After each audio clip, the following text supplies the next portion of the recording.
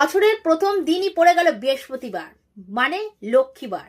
এই লক্ষ্মীবারে যদি আপনারা ছোট্ট এই কাজটা যদি করতে পারেন, একবার করেই দেখুন না। ক্ষতি তো নেই, ক্ষতি তো আপনাদের কিছু হবে না, কিন্তু করে দেখুন। তাতে যদি একটু কিছু উন্নতি করতে পারেন আর্থিক দিক থেকে, বা ব্যবসার জায়গাও আপনারা করতে পারেন, তাতে ব্যবসাও আয় উন্নতি বাড়তে পারে। করেই দেখুন না, একদম মানে একদম সহজ উপায়। কি করবেন? একটি হলুদ কাপড় নেবেন। হলুদ কাপড়ের মধ্যে আপনারা প্রথমে যেটা নেবেন সেটা হলো একটা হলুদের টুকরো নেবেন।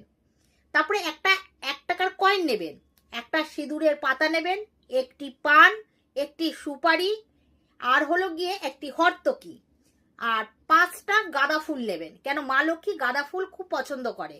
সেই সব জিনিস, হলুদ রুমাল নিন বা কাপড়ের টুকরো নিন, হলুদ রঙের ওই কাপড়ের টুকরোর উপর রেখে, যারা সিংহাসনে মা লক্ষ্মীকে রেখে লক্ষ্মীর ব্রত করে, মানে সেদিনকে লক্ষ্মী পুজো দেয় মেয়েরা, সেই লক্ষ্মীর আসনে রেখে দেবেন।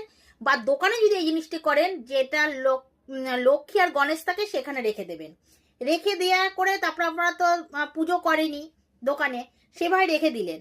সন্ধ্যা যখন ধূপধুনো দিতে যাবেন, ঘরেই হোক বা দোকানেই হোক, তখন সেই হলুদ কাপড়টাকে পুটলি বাঁধবেন। পুটলি বেঁধে সেই সিংহাসনেই রেখে দেবেন।